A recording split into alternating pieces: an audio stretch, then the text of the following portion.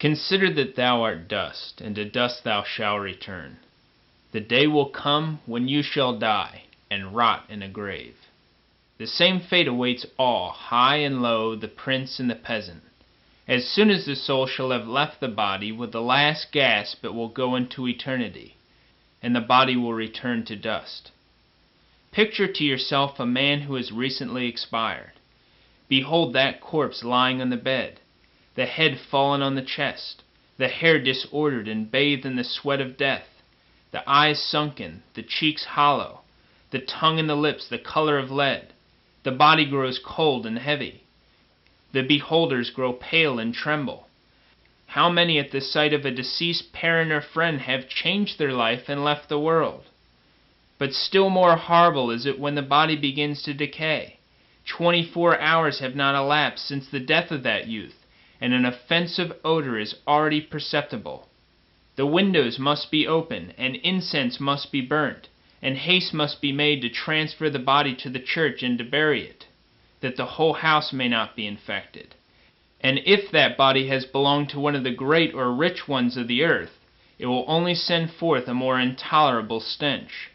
Behold to what that proud man has become, the favorite, the desired one of society, now become the horror and the abomination of all who behold him. His relations hasten to remove him from the house, and people are hired to bear him away, that enclosed in a coffin they may cast him into a grave. Formerly he was renowned for his talents, his elegance, his graceful manners, and his wit, but no sooner is he dead than he is forgotten. On hearing the news of his death, some say he was an honor to his family. Others he has provided well for his family. Others grieve because the departed had done them some service. Some rejoice because his death brings some advantage to them. However, in a short time, no one will name him any more. In the visits of condolence, other things are talked of, and if anyone should chance to allude to the departed, the relations exclaim, "For mercy's sake, never name his name to me." Consider that as you have done at the death of your friends and relations, so will others do by you.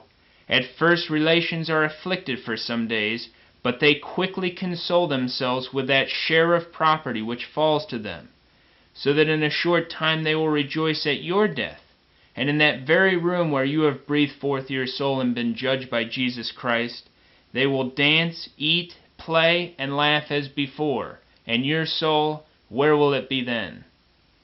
But that you may see more clearly what you are, O Christian soul, go to a sepulchre, contemplate dust, ashes, worms, and sigh.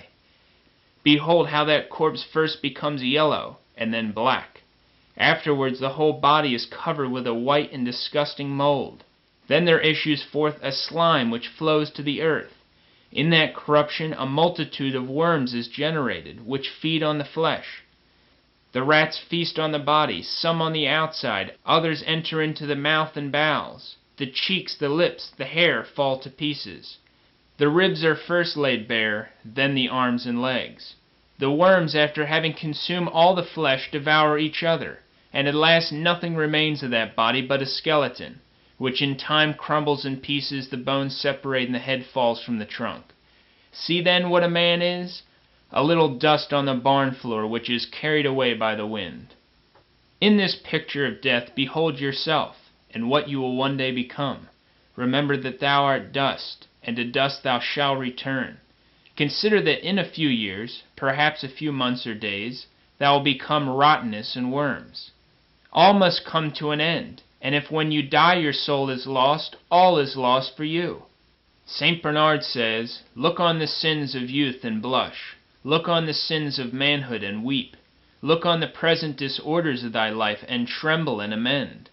Behold the graves of the dead, and say to yourself, if these could live again, what would they not do for eternal life? And I who have time, what do I do for my soul?" In the world those only are esteemed happy who enjoy the goods, the pleasures, the riches, and the pomps of this world. But death puts an end to all these joys of earth. For what is your life? It is a vapor which appeareth for a little while. James 4:15. Behold that man, courted today, feared and almost worshipped, tomorrow when he is dead he will be despised, reviled, and trampled upon. When death comes we must leave all. When the body is laid in the grave, the flesh falls off, and behold, his skeleton can no longer be distinguished from the other skeletons. Go to the grave, says St. Basil, and see if you can there discover who has been servant and who has been master. On this earth men are born unequal, but after death all become equal. That which has happened to your forefathers will happen also to you. They have inhabited your home. They have slept in that very bed, but now they are no longer there. The same will happen to you. All know that they must die, but many are deceived by picturing to themselves death at such a distance, as if it could never come near them. It is appointed unto men once to die, Hebrews 9:27. The sentence of death is written against all men. Death alone is certain, says St. Augustine. All other goods or evils are uncertain. It is uncertain whether the newborn infant will be poor or rich, whether it will have good or bad health, whether it will die young or old. All is uncertain, but it is certain that it shall die. If then you should live all the days you reckon upon, still a day must come, and of that day an hour which will be the last for you. Who is the man who shall live and not see death? There has never been a man so mad as to flatter himself that he should never die. That which has happened to your ancestors will happen also to you. Of all those who at the beginning of the last century lived in your country, behold, not one is living. Even the princes and monarchs of the earth have changed their abode. Nothing remains of them but a marble mausoleum with a grand inscription, which now only serves to teach us that all that is left of the great ones of this world is a little dust enclosed in a tomb. It is appointed, it is then certain that we are all condemned to death, and every step we take brings us nearer to death.